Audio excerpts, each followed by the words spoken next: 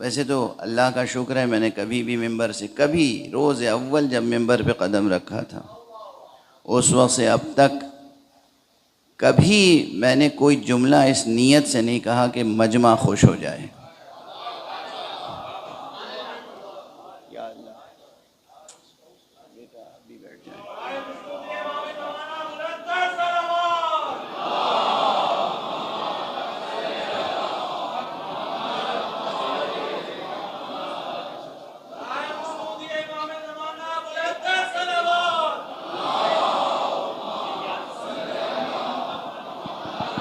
उस बच्चे को मोहम्मद आले मोहम्मद सलवात।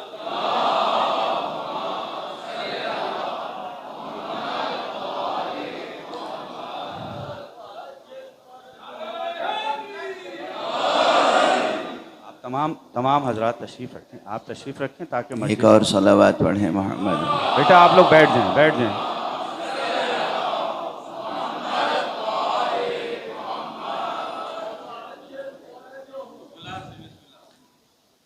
मैंने गुज़श्ता बरस भी ये बात कही थी,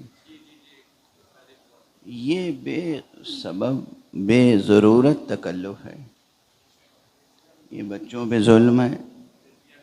यहाँ पे कोई ऐसी बात नहीं कि ये इन बच्चों को इस तरह प्रोटोकॉल के तौर पे खड़ा किया जाए। रसूम अज़ा में वो चीज़ें रखिए जो ज़रूरी हैं,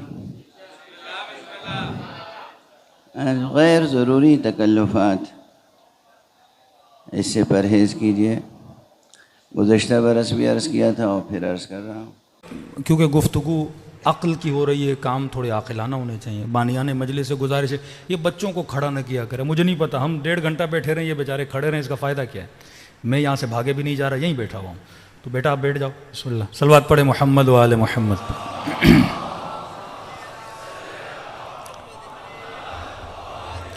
मुझे नहीं पता ये कल्चर कहाँ से बनते हैं, ये क्यों हम बाज़ ऐसे काम करते हैं जिसका कोई ख़ास फ़ायदा भी नहीं था। प्रोटोकॉल भी ऐसा हो जिसका कोई फ़ायदा हो। हम रोड़ी में मजलिस पढ़ रहे थे, इसी तरह बेचारे 2 जवान खड़े हुए थे।